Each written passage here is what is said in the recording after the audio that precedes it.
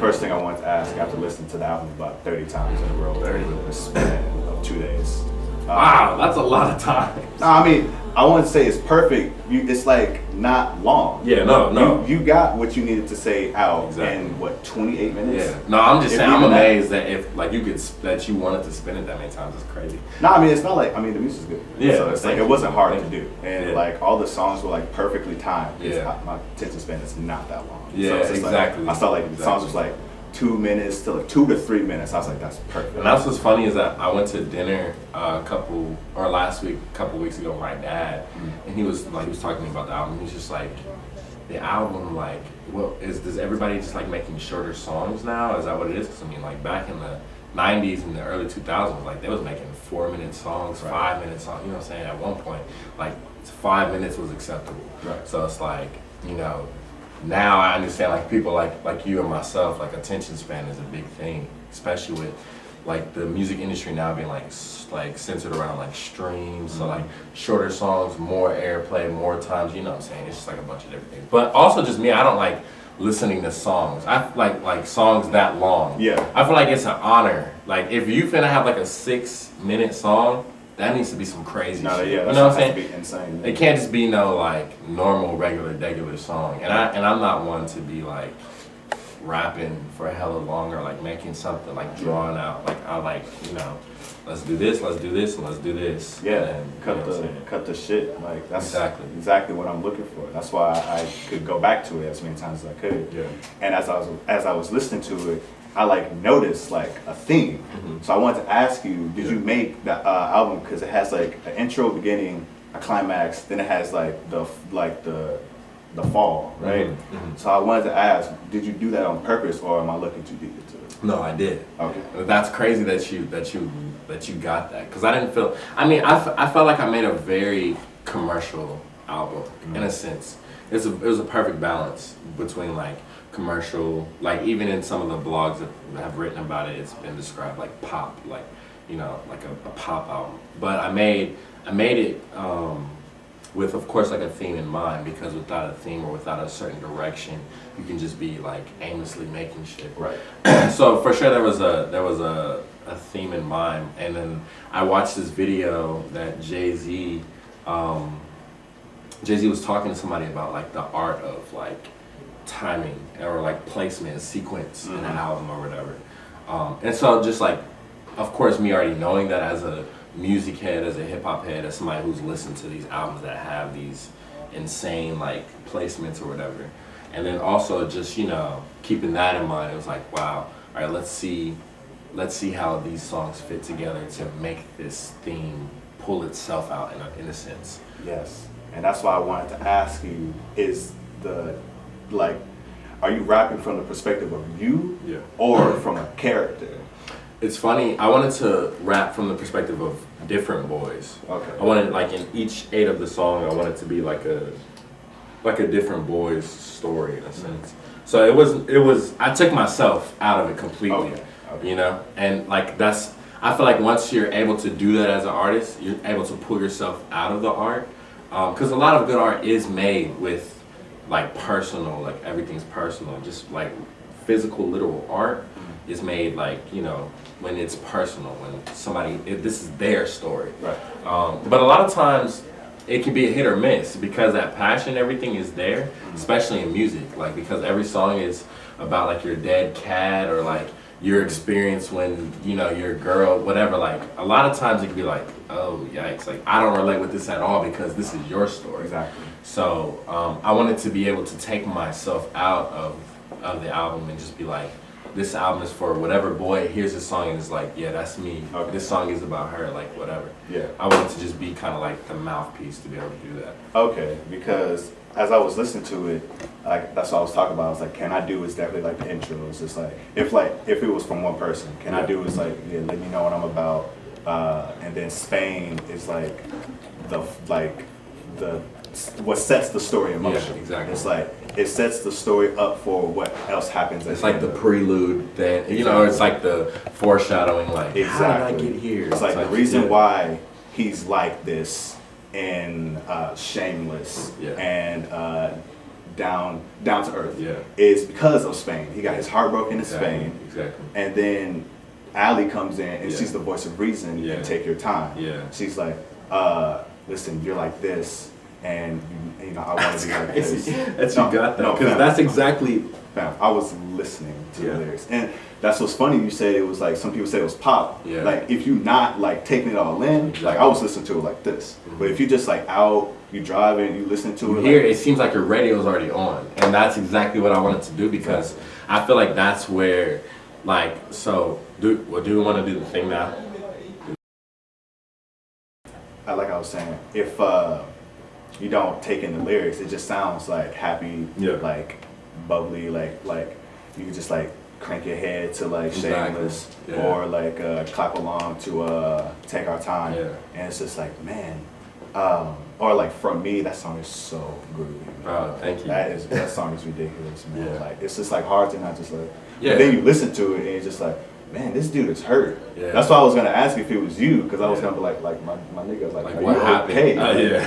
Like Nah, who was it's- shawty that like fucked you that Yeah. bad? Like, you know. It was a lot of course, like, for me, and this is honestly for, now I'm learning how to do this now, because like a lot of my earlier songs, like 990 is a personal one, like, even though it doesn't sound personal, SNL was more of like I just wanted to make a good R&B song. Back Purse is personal. It's like that's a diss track for somebody, but you would never even catch that because you just hear the catchy song. So I realized one of my strengths is being able to put out something that is enjoyed and that is just personal enough, but also broad enough to where somebody can latch onto it. I've seen that that's what I'm good at doing. So with this album, I wanted to be able to do that exact same thing and just, in a sense, like, tell this story just like, it's like as if like Jaden came and wanted to tell me this story. He was like, man, I wish I could rap about this. Mm-hmm. I'm the guy who can. I'm the guy who can make the song for you. Gotcha. And in turn, like, it'd be everybody's song, Right. in a sense. And I feel like music like that is what lasts. Like, we like Drake is a perfect example. Like, Drake is one of my biggest inspirations and all that. But even with Drake, like, he has some songs that are like gut-wrenching, personal. Like, that's story. Nobody else relates to that story but him. Right. But songs that we love, songs that are most popular, stuff like God's Plan, like how like very vague, you know what I'm saying? Very just like you're able to like latch onto it and, you know, listen to it 80,000 times. So Right. that's why that's really one of the things I really wanted to do with this album. And with purpose, that is like being a conduit for other people, right? Yeah. How like focused were you on picking the right people to be a part of it? Like you had to make sure, like I'm sure there was no like, oh, I'm just doing this person, Yeah. like I'm, you know, gonna get Brian Brown on it Yeah. because it's Brian Brown. It's like, no, Brian Brown has the perfect Yeah. like thought process for From Me, and Chuck has the perfect Voice like, or- voice and and cadence and exploit, yeah. exactly for Shameless. Honestly, that part, so that's the part that was personal. I worked with people who I'm a fan of. I'm not a real big fan of just working with somebody for the hell of it or the benefit of it. Like, I'm one who works. So everybody like who put their hands on the album is a friend of mine, somebody who I would consider a friend, someone who I could go hang out with one-on-one aside from music, and it'd be, you know what I'm saying? So that was a big thing. But also the method. So when I first decided to make an album, there was no Boys Were Pearls wasn't even a thought in my mind. Like, there was no precedent like for it. I was just like, man, I want to make a good album. And so I feel like little by little, week after week, things started to be revealed to me, and like this sculpture started to get like chiseled down more and more. Up until the point where I decided that I had the name for like Boys Wear Pearls. I sat on that and I liked that. And I was like, yeah, that's a name that you hear once, like it latches on, like it's profile or whatever. So after I had that, it was just a matter of like, okay, what's the best way to make this album? What's the method? You know what I'm saying? And then that's when I ended up breaking everything into two. That was back in like, I want to say July, that I decided. I was like, yeah, okay, I'm gonna make a project. I'm gonna make an album. Because before I wasn't trying to make an album. Just because I didn't feel like I had an audience who would love an album, who would listen to an album. without thinking that you can grow more of an audience or grow a bigger fan base by doing something and them being there and people being drawn to that. But yeah, it was once after that it was like, oh, let me break this into two month by month phases, so I know kind of a sense of direction of where I'm going. And so like August and October was like the planning months, figuring out what this album means, figuring out how do I want to go about this, planning it. And we had hella conversations about it, about like how we want to plan this. And then the second group of months, October, November, and December was going to be the work, the recording, the getting the features sent out, the getting the features sent back in, you know what I'm saying, getting people in the studio, re-recording, doing this, doing that, doing this. And then January, February would be the polishing months, the finishing, the touches, the rollout that we did with the album, merch, all that stuff. So the story became revealed more and more as we went through the phases, honestly. I didn't come up with this big idea that was like, this is going to be a story about, you know what I'm saying, there's no way that, I feel like the albums that do have the best storylines that are like revealed through the albums, it took time for that, you know, for that idea to hit them. And that's how it was for me. Like, as I was going through this end goal of me just getting a great album, it was revealed like, this is what this is going to mean. This is what, you know what I'm saying? And bit by bit, that's how we get the idea that is Boys Wear Pearls. It's just seriously not serious. Because as a boy, you know, a lot of times you're not taken serious, especially as a child, or even when you grow, even growing up until now. There's things that I don't think that boys a lot of times are taken serious, because that's just our nature, is to play and to be, you know what I'm saying, whatever. So I wanted to keep that element, and then also, you know, just being able to make it relatable for anybody who listens. And so you got this view of the story, you know what I'm saying, somebody else, this is their favorite song because they went through that break of it. Even though it might not be my story, there's pieces of me that are for sure in there. That's really smart. You left it open for interpretation. That's why, it's like you said, I got this from this, but it was just like, I was just making music. Yeah. So how does it feel now coming, like, it's been I feel like 3 weeks now? Yeah, no, only 2. Really? Yeah, is it 2 or like 3? Probably like 2. Yeah, so it's been out for 2 weeks now. Like, how's it feel now? Like, it's out, people have digested it, but you know, obviously it's still getting like praise and stuff, but it's still getting digested. How's it feel right now? It's crazy. It feels surreal a lot of times, because I'm like, yeah, I know I make some pretty cool music, but like, there's this thing that like people are saying, like, they're like the same way that I would just post music every day on my Instagram and be like, oh, this is what the song is like. This song is crazy and I'm listening to it today. But like, there's people who's playing my stuff like that. You know what I'm saying? Like, every day they're spinning the same song. So it's a crazy feeling right now, because I feel like this is the part where you capitalize. Like, somebody can make a bad album, but if they market that bitch correctly, that's a fact. You know what I'm saying? Yeah. And then this is the vital part. So what you do after you put it out. So I feel like I haven't even really gotten a chance to sit down and be like, wow, we just did this, because I feel like I'm still in this moment. And that's one thing that I'm very big on, is creating moments, rather than just like creating projects, singles, whatever. Like, let's make moments. Like, Back Press was a moment, you know what I'm saying? Like 990, when it came out, was a moment. And so I'm really big on capitalizing on that moment.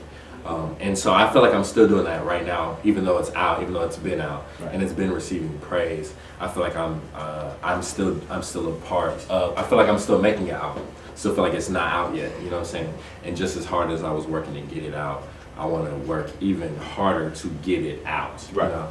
And I've been doing a good job. And me and the team that I work with, it's an amazing group of guys. And we've been doing a good job of just like getting it out there, whether it be in, you know, how we're gonna keep getting people's attention with the merch, or even shooting stuff like this, like just to have enough content to release, you know, until I'm like, okay, this was it. I don't want to stretch it too far.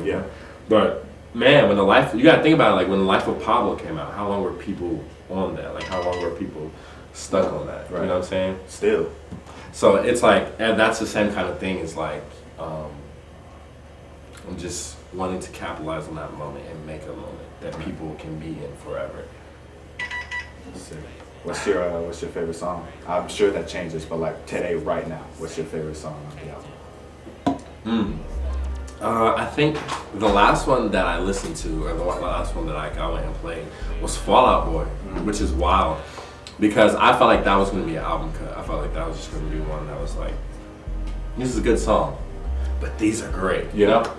So, but people really like it. And I feel like I was in a really good space when I recorded that. And I feel like when we made that, it came out exactly how I wanted it to be. And the energy, that's one that I'm very excited to perform live. I did it once, but it was for like a live stream, so it wasn't that same kind of energy. But I like that song a lot. It shows your playful side. Yeah. I like that song a lot. Yeah. It shows like that you have a sense of humor. Yeah. And that speaks to the like these are different characters. Different boys. So it's just like, yeah, this is like, but that's also very good. I love the transition from that song to Take Our Time. Yeah. Fam, that's like, I was just like, cause like me and Ali were talking about it. It's like, it sounds like someone just like walked to the car, like, and they get stuck in there, like, exactly. And then like they do that. So it's like, man, yeah. So I think Take Our Time is my favorite. Yeah, no, Take Our Time is like, before we dropped the album, it was Zach and Cody, Take Our Time, and From Me. Yeah, those were my three. It's like nothing is better than those three on this album. But then I keep hearing Spain, and that was one that I wasn't sold on. Really? Spain almost didn't make the album, which is crazy. That's the catchiest one. Bro, and that's the thing, like, I felt like, I was like, man, is this too corny? Is this too, like, and then, like, just from the beginning, when we first started, like, the first draft of Spain was, like, a totally different beat. It sounded like a whole different song. And I remember playing it for my guys in the car, and somebody was like, this is cool, this can be cool, but it sounds like Little Homies. And I was like, damn, it does. This sounds like a song we would make, which isn't a bad thing at all. It's just now I'm trying to craft my own sound. Right. And so when I heard that, I was like, man, okay. But this idea somebody needs to make this song, because that was the meme that you saw like all over Instagram for a period of time. I was like, I'm in Spain with no S, and it's genius. Like, it's genius, but it's like, why hasn't someone made a song about this yet? So I was like, I need to do this. Like, I wrote it down in my notes a while ago. It was an idea that I had a while ago. And so I just started going through my beats after I laid down the draft. And I was like, man, okay. I clicked on this one beat that Cam sent me. And I just started going like, I'm in Spain. Like, and it just fit. I was like, yeah, this is the one. And so we recorded it, and it went through the elimination process. So we recorded 20 songs, and out of those 20, we were gonna pick the best 10 at first. But then I was like, you know what? I feel like 10 is a bit much still. Let's do 8. Because now the only complaints that I've gotten about the album is, why wasn't it more? Yeah, you know what I'm saying?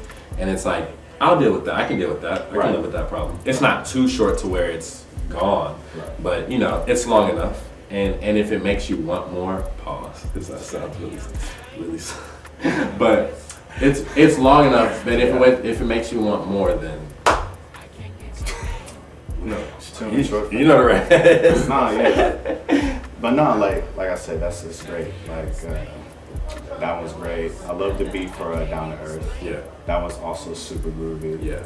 It's just like the whole album, man. It's just like, I hate this word. It's a vibe, man. Yeah, that's what I've been hearing the most. I can't think of anything else. Like, it has a certain energy around it. It's just like you're not gonna be sad and listening to Boys with Pros. Yeah, like, exactly. Even with Spain, yeah. like I said, that's a sad ass song. It's like a normal woman song. Yeah. It's the exact same thing. It's like if you listen to the lyrics, like, yo, it's like, this is such a depressing song. Like you said, I can't even explain or express to you. It's just like, man, it's like it's crippling. Like I can't tell you what's wrong because of like how hurt I am. But people be singing it, bro. There was this video of this guy singing it on IG, and he just looks like the most dude. You know what I'm saying? And literally was just like, he was like singing. He's like, Shawty, I'm in Spain with the blunt or like a Douce bottle in his hand. He's talking about some with no S. Like people are in there, you know, singing it like, but it's like that song. If it was like about me, like a personal experience or whatever, like that song is very sad. Yeah. And that's the thing. I think that's one of my strengths as well. Like I'm going back to what I was saying about being able to write and kind of take yourself away, like take yourself out of it. It was just like, yeah, I'm able to make this song because a lot of times if it is too personal, then it's like it's not, you know what I'm saying? It's not good and it's not relatable because it's too personal. Mm-hmm. And so I feel like that's a good trait about me that I'm able to like disassociate, kind of sort of disassociate. Did I say that right? Disassociate? Yeah. And kind of just, you know, let the art make itself. And that's what we did on Spain.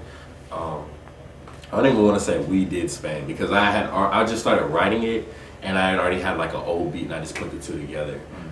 So Spain wasn't as much of a moment. And I feel like maybe that's why I was like, iffy about that one. But it seems to be Zach and Cody and then Spain that are the two like front runners, like what people love the most. I checked the numbers this morning, and I think those two have like the most. So they're like neck and neck in streams, like going on like 2,000-3,000, like in the first 2 weeks. Yeah, I can understand that. They both have an energy too. Yeah. Like, I wish like, we weren't in the times we were in, man. I said the same thing with Back Press. I said this to you every single time I heard it. I was like, fam, if we weren't living in the middle of the pandemic and we could have house parties, you would be a millionaire. Right? Yeah, exactly. Because Back Purse is like the perfect party song. It's warm outside. Niggas got on shorts. Like it's the perfect song for that. Even the cover, the single cover for it, it's like it's outside. We shot that right outside. Yeah. Exactly. Like it's just like perfect. Yeah. But what was your favorite song to make?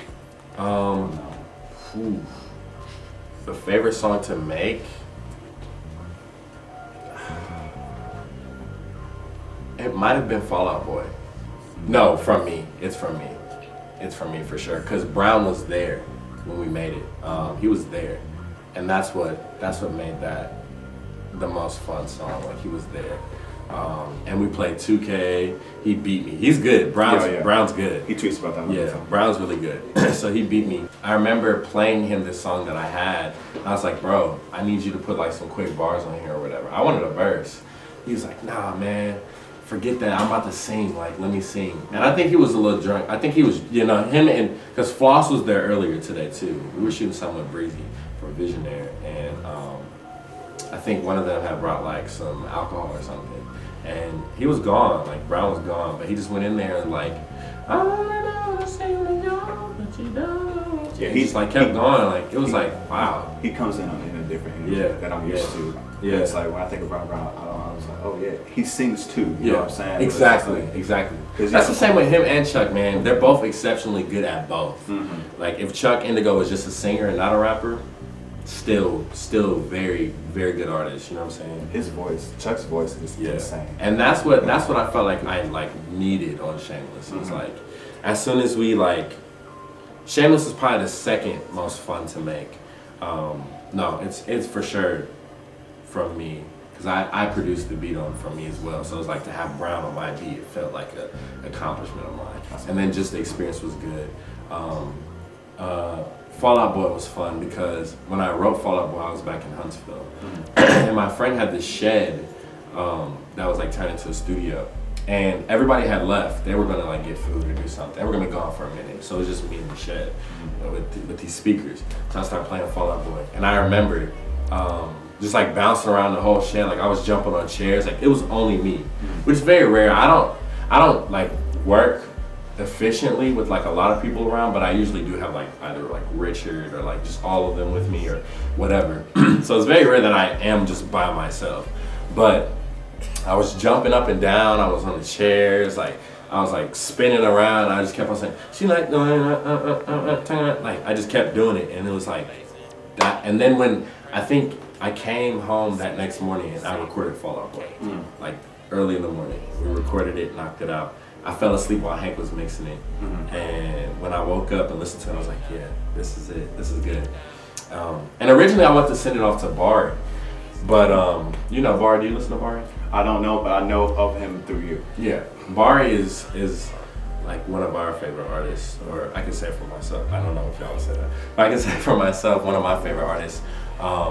Especially his earliest stuff, because of just like he has a flawless album in Mr. Glass. If you haven't heard it, go listen to it. It's really like no skips almost.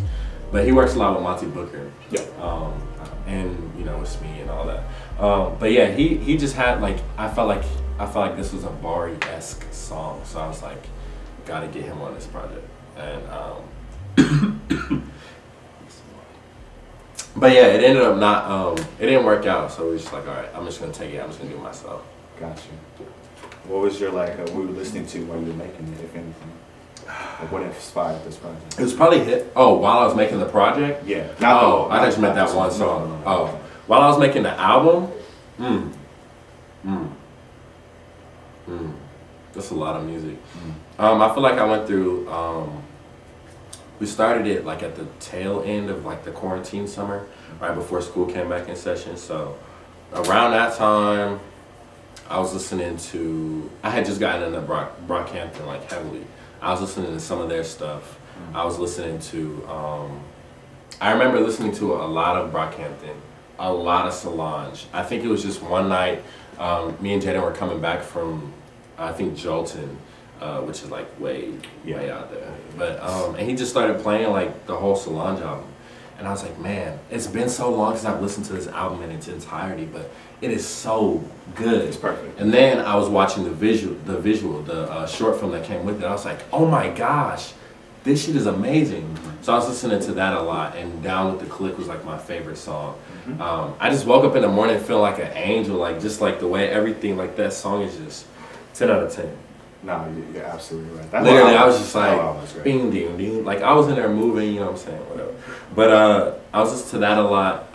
I went back and started listening to Astro Road again. Went back and listened to Flower Boy again, of course. And then a lot of gospel music started to find its way back into my playlist. Like, just like, not only because like the message and everything, but because of how it was orchestrated. So like a lot of Take Six, Take Sixes, a lot of like Aeolians, like a lot of like choral music. Like I don't know, I was listening to a bunch of different things, but also still listen to the music that I love, which is Drake, Smino, Tyler, Bari, whatever. But yeah, those are the definitive things I can say I remember. Like only listening to this. It's very rare. Like usually when I listen to music, I just hit shuffle and let it go. There's, like if I'm going to find a song, and that's what I've been doing lately. I'll like add music to my playlist and then like play the song. I won't play it when I add it, but I'll just play it the next day. So it's like it was already there. Yeah, it's done. But yeah, I do that. But nah, I just listen to a lot of different stuff, man. Ranging from like 70s rock, 80s rock, like the Eagles, the Police. Listening to a lot of Police. That's different. Yeah. No, I was in the car with someone yesterday, and she was just like, why is your music like so different? Because I was playing, what song is that? By the Bee Gees. More than a woman. But I genuinely like that song. Yeah. It's not just that's a fire exactly, song. but like a lot of those songs, I actually like them. So just playing like, I don't know, my playlist is very different. Yeah. That's why I'd be afraid to like put it on at parties or like video shoots, because I don't want. 1 minute we can be listening to some Uzi or whatever, and then the next minute we're listening to Cyndi Lauper. Like, you just gotta say fuck it, man. Somebody will like it. Like exactly. fucking, I was at the fucking shoot. I played clips 1 second and Destiny's chopping. Yeah. No, you actually introduced us to one of the 702, the I Still Love You. Really? I Still Love You hadn't heard that before? I hadn't heard that song before. That's crazy to me. That's one. You played it at that shoot. That's one and of the I was best like, beats. yeah, we gotta get this. I gotta put this in the playlist. That's one of their best beats. Yeah. Fucking Pharrell comes in on Yeah. that. But oh, you need to listen to the song by Queen. It's called Cool Cat. It's off the 1982 album. It's Hot an album Space. cut? It's like it's out there. Okay. Everyone hates that album. Really? Everyone hates that song. Really? But you'll love it. It's really brutal. Is it like one of those songs that everybody hates and it's justified, like East? No. Do you like East? I love East. See, that's where I'm scared, because East is so bad. No, but they hate it because the album sounds more disco. You know, Queen is like heavy rock, Okay, right? yeah. So, but it sounds more disco. Oh, yeah. It's just like Yeah, like you'll love it. You'll love it. Okay. And it's Freddie Mercury singing and falsetto the whole time over minimal instrumentation. That's perfect. It's great. You'll love it. But nah, that's great. If you can, you I'm should. gonna check that out. I'm always looking for new tunes. You like, would definitely love some of Queen's tracks. Yeah. Like they got some crazy shit. Yeah, that's what I started to do is like go back and listen to like songs and just listen to music that like I might have skipped over like whatever years later because it always hits different. Like it's always different for sure. Like I did that recently with Stevie Wonder's entire discography. Yeah. And fam, like Bro, you know, yeah, like, I already know. Some of that shit is fucking insane. And like he made this shit when he's like fucking 22. Yeah.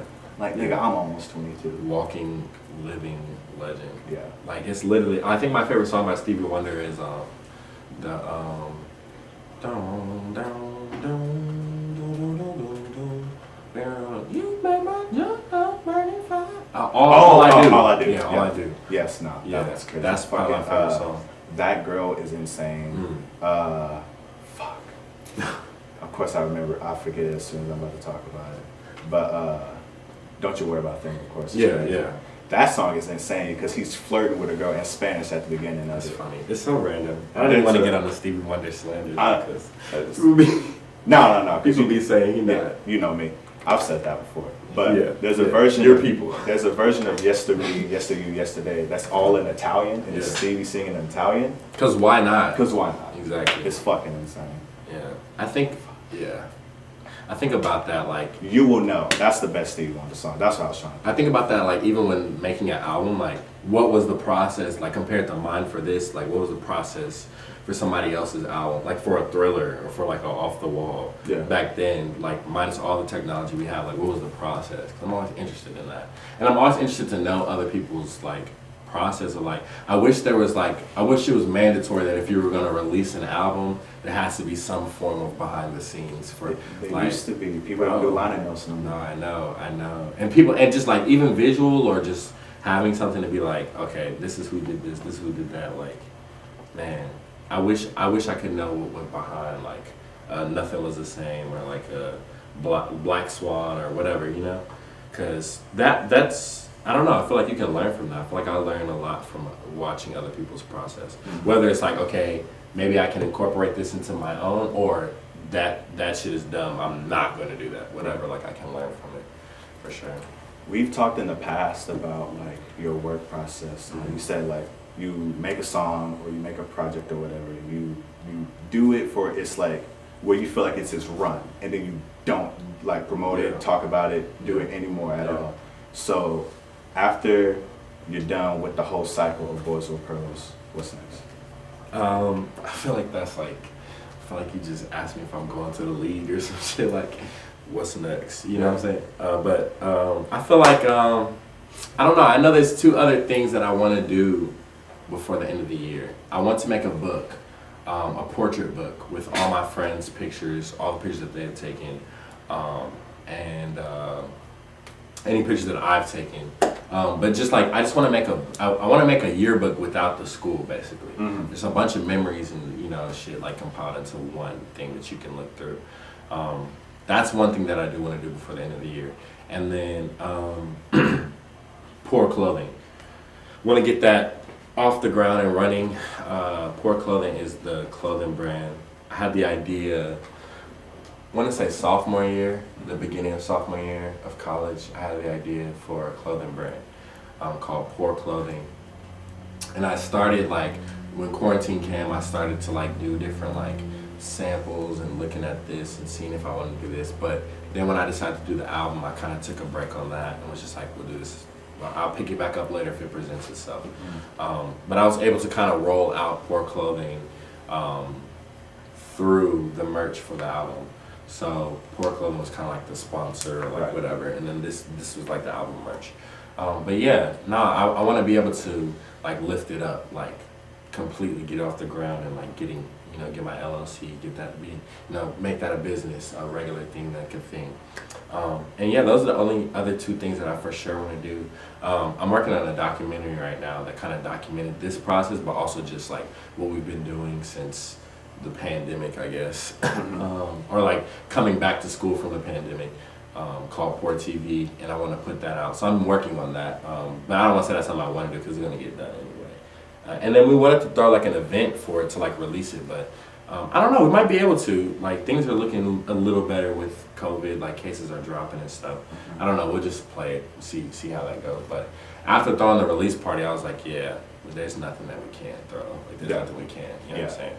But yeah. Was there anybody that you wanted to work with on this album that you might not have gotten to? Except I know you told me about Bart. Is there anybody else? Or like things might have fell through, or just like didn't come to fruition? Yeah, there was. I wanted this one. Richard has this one friend who's a very talented bassist. I wanted him to play a lot of the bass on the album, but I think he was on the road, or because of like COVID and stuff, he didn't want to like come out, like, which is totally understandable. So we weren't able to get that. But I did have another friend who played the bass, and like he literally came through on one day and like knocked out 8 tracks, like bass lines. Danny Anderson, so very talented bassist. I'm trying to think of anybody else. Oh, Flower Child. I wanted to work with him on something. But a lot of the things were just the same kind of thing, like, you know, just being weary because of the pandemic and everything like that. Like not being able to get in the same room and just meet each other for the first time before just hopping into, you know, whatever. Is Black Flower Child the nigga with the grill? No. That's somebody completely different. Because you already know. Yeah. No, Flower Child, he's an artist out of Atlanta. That's not a good idea. Okay. He's an artist out of Atlanta, very talented. He's a producer. I don't know if you've heard of Mia Gladstone before. Have you heard of LJ? Yeah, well, he's worked with them a lot and very talented. But everybody else that I wanted to work with, I mean, I was kind of able to. It was just a few people who might have did something or like worked on something and it just ended up not making a cut, or it just wasn't, you know, where I was going for the moment. Like DK. Very good friend of mine. We made a song called Close the Curtains. And it didn't make the cut, but that's the one song I was like, damn, it didn't make the cut. Because I like that song a lot. But now I have catalog I'm able to release at will instead of having to, all right, damn, I need to put out some music lists, you know what I'm saying? I can just create whenever I want to, so I kind of cut my work in half. But everybody else that we wanted to work, like everybody else that was on there because like I'm a genuine fan of them. That's why I kept the producer list like very short. Yeah. I didn't want to do like a lot of beats from a bunch of different people. If I was going to do any features, then I was going to do, you know, this amount. We're going to be good with this amount. It's funny, fun fact, Mike Floss was actually on Spain. Really? But I figured, I was like, man, me and Mike already have a song that's a classic, whatever. I don't want to keep doing songs with one person. You know, I haven't even worked with nobody else. I want to keep doing songs with one person. And everybody's like, oh yeah, well, we like Savvy, but only when you would, you know what I'm saying, whatever. But you know, shout out to Mike. The way I look at it, we can do a song whenever. Like we can make something like that anytime. Exactly. But I want it to be more. I want it to be more of my voice and me and everything being me, because my debut, I want to be able to show people what I'm able to do, and that I'm able to pull out of a great scene that Nashville is. I'm able to whittle it down to the 3 best, and you know, put them on this album in the places where they fit. And I feel like I did that. And yeah, that's why it's not very like feature heavy like a lot of debut albums could be or can be or are, you know. I was personally very glad that I was. Yeah. Because like like you said, it's your debut, it's your voice. I don't want to hear, you know, whoop the block. Yeah, and you can't even really gauge how an artist is, because when you're on a song with somebody else, it could be a whole different energy than how you are normally. Exactly. But I wanted to bring that energy and then have the rest of them accompany or whatever. You know what I'm saying? Rather than just having like 80 natural artists or just 80 people in general, you know what I'm saying, on one thing. We can make this beautiful moment with just this amount. So, yeah.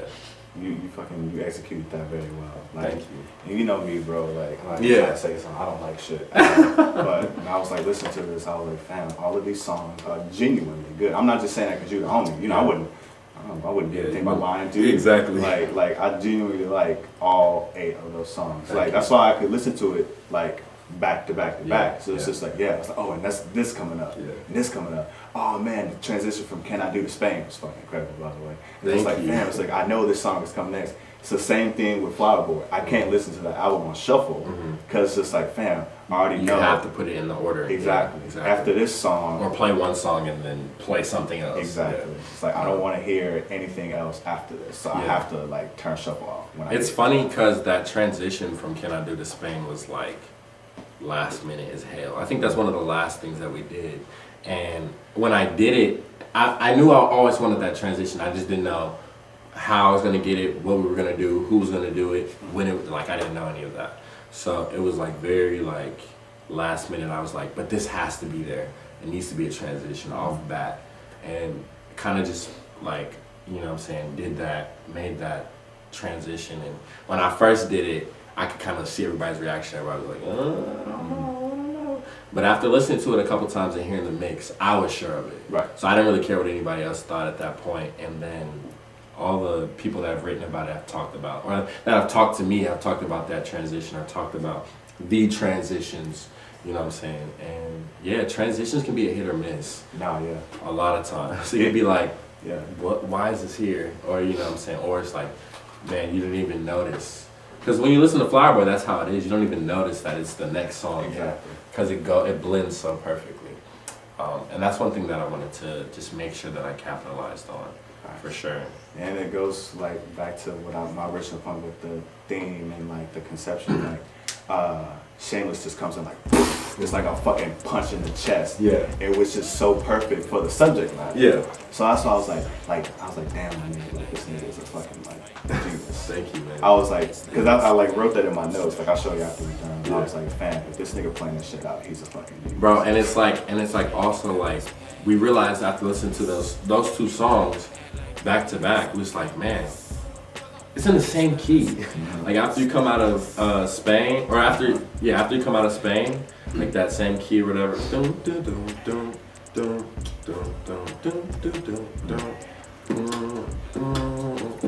Like it's in that same key. I was like, yeah, well then it needs to just go. As soon as Spain is done, Shameless needs to be like right there. And Shameless is probably the loudest song of the album. Yeah. Just because those drums are crazy. Insane. Shout out to DeshaunStar, insane producer. It's funny because I'll talk to people and they'll be like, who produced this? And then I'm saying like a bunch of people who are haven't put their stuff out, or who might not be the most famous producers in Nashville, or the most well-known, or work with the most people, but you know what I'm saying, like we're making crazy shit, you know what I'm saying? And so like I'll tell them like, oh yeah, this was Enigma, this was DeshaunStar, this was Can't Flip, and everybody's like, who is that? Yeah. What? I need to, you know what I'm saying? It's like, I like that because now you're able to discover them, and they could take you anywhere else. Like Cam can, from like going to see who Cam is, you can see he worked on Mike Floss's project, work with, you know, Ty or whatever. Going, like, you know what I'm saying? And just like with Hank, like he's worked with so many other people, you know what I'm saying? It's like, oh, it's like making bridges to other people's music and what they do. And I feel like it's a beauty in somebody not being known, or like somebody not being out there. Like, I'm trying to think of that. Like when we first heard, what's the name on the Ye album? Oh, 7 on Shake. When we first heard that, when we first heard Pop Smoke on the Jack Boys, it's like, who is this? Like, what? Who is this? You know what I'm saying? And then like that's what I wanted to create, with just like working with people. I'm very exclusive about who I work with. Cause I could work. I mean, we could work with anybody. Yes. You know, I'm offered to go into studios all the time. Come to this studio, come work with this producer, work with that one. But it's a beauty when you find that energy with somebody.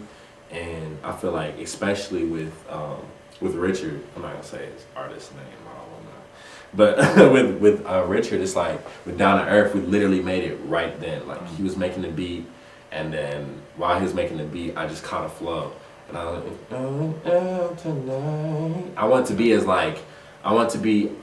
That inspiration came from a Matt Martian song, and anybody who listens to Matt Martian knows that he cannot sing, but because he can't sing, it works.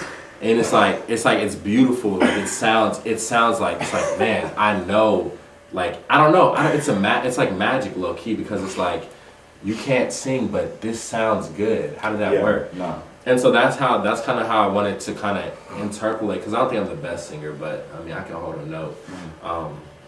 And when we did that, I was like, I want to sing this as kind of like lazy and off key as possible. Dude, your flow on that song is fucking incredible. Thank you so much. I think it's the hardest verse on there. Bruh. I think it's the craziest verse on there.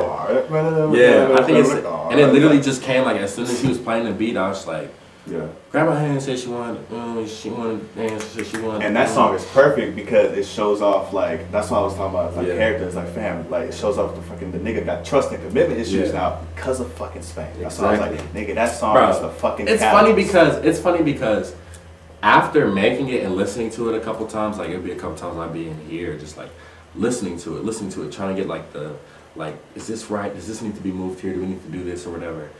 That whole the whole idea of it being a different boy in every song started to be revealed to me as I'm listening to it more and more.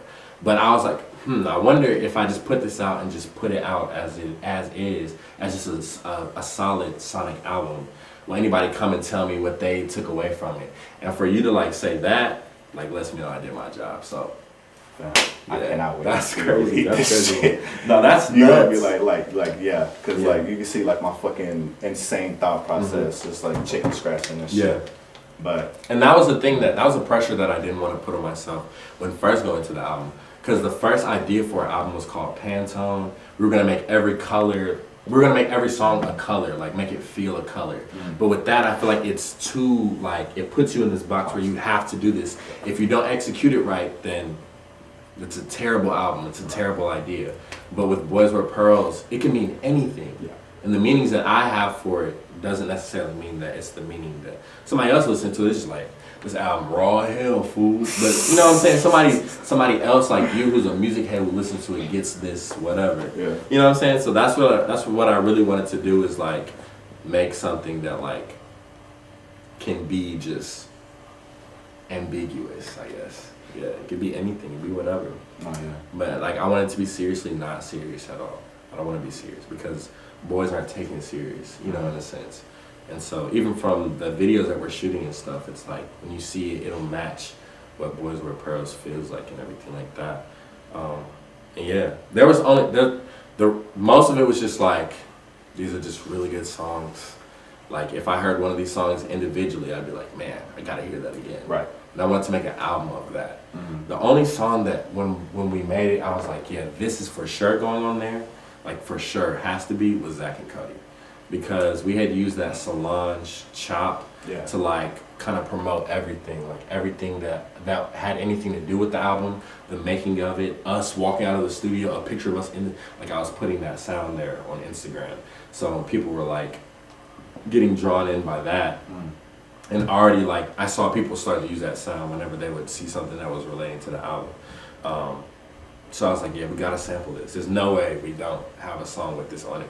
And it just happened to be a song that was like, this has to be at the end. Like, this has to be, That is insane. I wrote that too. Because I was like, the song sounds like the ending credits. Yeah, has to be. Like, it sounds like the send-off. Yeah, like, exactly. And it's like, he's okay, you know what I'm saying? And it's funny because we were gonna do like I was gonna put Zoom on there as like a bonus track. And I remember talking to Hank when I was like, nah, we gotta put Zoom on there. Like, Zoom didn't get its fair run because while Zoom was out, like, I was working on the album. So I didn't get its fair, like, push, like Mac Press did. But Hank, I was like, yeah, it's gotta be like Hotline Bling. Everybody loved Hotline Bling, so he put it at the end of the album. And it's like, yeah, but that was Hotline Bling. And it humbled me for a second. I was like, you're right. Like, you're damn right. Like, you're right. Hotline Bling was crazy. Like, Zoom is a cool song, but it's not even close to the same, you know what I'm saying, caliber. So I was like, yeah, we should just give people the whole new, like, everything new. And I think that was a good idea because then we got to put Zach and Cody last, and it's like, man, that's it? I need more. Especially with Zach and Cody, it's such a goated track. I'm not one to really talk about like my and be like, yeah, this shit was hard, but bro, Zach and Cody was crazy. Like when they were making the beat, shout out to Enigma and Diamond Store, they were making the beat in Richard's room, and we chopped that sample up, and the drum, like all we had before was just like the sample and like some hats or whatever. And I think I left for a second. When I came back, it was done. And just from that point forward, I was just going like Zach and Cody and back of my brother. We just like it's those beats that like pull the flow out of you. And I feel like there's significance in the fact that Enigma was produced both of those. Yeah. Because like when I tell you, like if y'all don't know, you need to get knowing because Richard's potential is like it's scary. It's scary. And it's like every time I make a beat with him after not making beats with him for a while, it's like he's gotten better. It's like he's been putting up jumpers. So it's like, yeah, this is about to be scary. Once he gets to I feel like that's what it is for producers. Once you find that one artist, like Hank and Ronan were locked in for a hella long and just putting out these, you know what I'm saying? Whatever, like Cam and Ty putting out these. Once you find that producer that you're locked in there with, it can get scary. So yeah, that for them to make that Zach and Cody one was just like, all right, the rest of the album needs to follow this standard because this is the kind of energy that I'm bringing. Because I would hear it and like just listening to it, just listen to the beat without the words. I'm just like, it's already a groove on there. That same kind of groove that like Crew gives you when you first hear it. Yeah. Like no, yeah. Summer, you know what I'm saying? It sounds like fucking driving with the windows down. That's exactly what it sounds like. Well, that's what it sounds like. I just got a text from someone earlier today. It's this girl who like knew that I made music, but I don't think ever like supported me, like put this whatever. And she like texted me was like, by the way, I play Zach and Cody every day. This shit is hard. Yeah. I'm like, man, that's crazy. Wait, can I get up and pee right now? Fast, yeah, fast. Okay. Shit. Can I use your bathroom, Richard? Yeah. Got a turd in there. Richard, was it awkward to get complimented right in your face? No. Well, he's like a king. I fucking turned the camera on him. Like Zach and Cody. And he was like, you know. I literally wrote that. I was like, this song sounds like credits.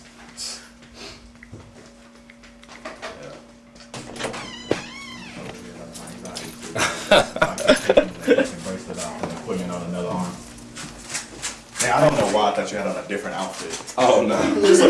Oh, it's like not a different fit. Kind of knew it. What was that one day? That Georgie. Oh my god. Georgie did it like 5 times. We were in the studio. He put on like 8 different fits in the span of like Yeah, that shit was going. 30 minutes. Nigga was fly the whole time. He was like, oh, Nigga, why were you wearing that? gotta get these fits off. Nigga, Gotta get these fits off. Nigga wasn't just wearing them. Nigga was posing on the wall too. He was like, yeah.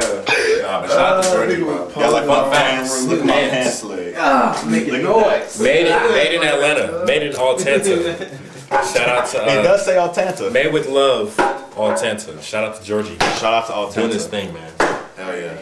Making noise. Let's finish Why this. do you do it? Quiet on the set. Okay. So yeah, like I was saying, man, this album is it's great. It's a great debut, and I'm like, I don't know, niggas need to be scared. Like this album's a threat, like for what like the future holds, because it's like if you and fucking Richard and Lloyd and Cam and Jared. Oh yeah, we didn't even talk about Lloyd. But Lloyd is. Yeah. It's great that you put the song credits on there. So Yeah. I was like, so I can know who did all this shit. But Yeah. seeing what y'all doing now, shit is a threat. Yeah. So I'm very like excited to see what you got planned. 100%, man. I feel like that's how it is with everybody that I'm around. We all have hella potential, and all that's stopping us. It's not even nothing stopping us. Can't even say it's anything stopping us. I'm one that is known by a lot of people and is cool with a lot of people, but the people I call my friends are the people who I see putting in work, the people who I know who are putting in work just as much as me and will hold me accountable if I wasn't. You know what I'm saying? People who I respect their craft because of their passion and how much they go for it and what they do. Like, those are my friends. So everybody who touched this album is one of my friends. And not even friends, really family now at this point. Even Brown and Chuck, like those are I call them my uncles. We don't even speak all the time, but we just have a mutual like respect and admiration for each other's like craft. And yeah, just like Lloyd is crazy. Because Spain, because I was just like found the beat for Spain, I didn't even know that Lloyd had credits on it. I didn't even know he did anything with it. I just remember Cam sending it to me at one point in time. But when he told me, he was like, you like that song that we did? I was like, he was like, Spain? I was like, what did you do on Spain? And he told me exactly what he did. I was like, wow. Hey, Yeah. Lloyd, 10 out of 10. But yeah, man, it is scary. It is scary. I feel like it's about to be a shift for sure in just in the what am I trying to say? Interest. That's what I'm trying to say. In the interest of like what people are like looking for and what people are listening to. The sound's about to change. The people who are doing the cool stuff is about to change. And what's crazy is we're all like, 19, 20, 21. So That's what's scary. Yeah, but even with Bummer World is like things like from everybody who helped out with this production is still like this is not even the beginning. And that's what I always say to myself. And that's what I've seen a lot of the publications and stuff say. It's like, this is a great debut. And if this is the debut, it's like you're going up from this. Yeah. But with musically, with what's next, I don't want to rush myself or, this album presented itself. I want the next one to do the same. And when it's there, we'll get there. Beautiful, man. Yes, sir. I'm looking forward to it. Thanks, man. Thank You you. already know I'm gonna be there. So. Yeah, this was fun. Yeah. Should do this more often. Out here in the blue sky. Yeah, in the fucking Mount Everest where we're at right now. And we reported to you also live from the Himalayas. in New York. You know what I'm saying? Yeah, I'm on. Shout out to my Aki. Shout out to the Waki. Yeah, dude. You know what I'm saying? We on 230 30th Street right now in the Bronx. We're nigga. also out here in beautiful California. Yeah, where he's from. And we're also out here in We're in Bordeaux. Shout out to Bordeaux, my home. Shout out to Ronan. Shout out to, I think, is Brian. where are you from, Eknar? Yeah. Not sure. Shout out to Gallatin. Shout out to Minnesota where they make all white people, you know what I'm saying? That's the factory out there. The factory of white people. Hell yeah. Yeah. Is that it? Yeah, that's it. You had like a minute and a half left, so. Oh, can I give some shout outs?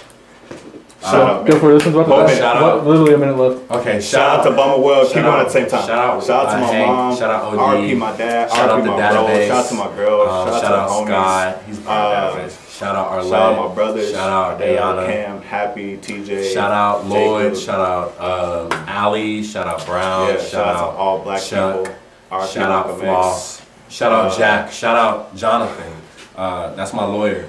I was about to say something really I'm problematic. trying to think if shout out Brandon. Shout out mom and dad. Shout out mom. Shout out If you white, stop saying the N-word. shout out And if you Mexican, shout out stop saying the Jordan. N-word. Shout out David. Shout out all the little homies. Shout out you ain't Eknar. black, stop Shout saying out the D. N-word. Shout out Christian. Bummerworld.com. Don't ever fucking play yourself, nigga. Shout out my roommates. Shout out Fort Lamb. Shout out to 411 niggas. Shout Shout out out to to, 314 niggas. We do cool shit. Everybody do That's cool pie. shit. That's pie. You gotta stay in pie. Shout out to the pie niggas. Shout out Zone. Shout out DK. Shout out. Shout out Bummer Skate Team. Shout out Jaden and Fred and Phil and my cousin Elijah. Yeah. Boys with Pearls. And now you can too. Out now. I got mine. Where yours at? Get the merch. Don't be broke. Fuck nigga. Tip the hat. Show me kid. Alright, no, I'm saying this is an exclusive. Apparel. You know what I'm Apparel. saying? You can get yours too. It's out there. Bummerworld.com type shit.